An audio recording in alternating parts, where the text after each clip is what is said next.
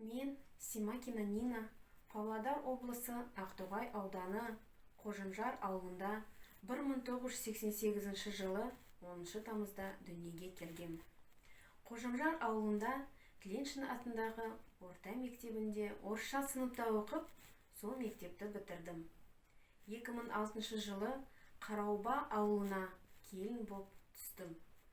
Мен абай оқуларына, қазақ тілі мемлекеттік тіл, бірнеше сайысқа қатысып, жүлдегер атанып, дипломдармен марапатталғам.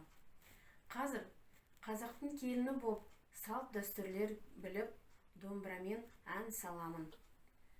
Қазақша кітап оқып, кісілермен қазақша сөйлесуге өте ұнайды. Қазір мен Павлодар мемлекеттік педагогика колледжінің бастауыш білім беру кафедрада қазақша топта 3 курс студентімін.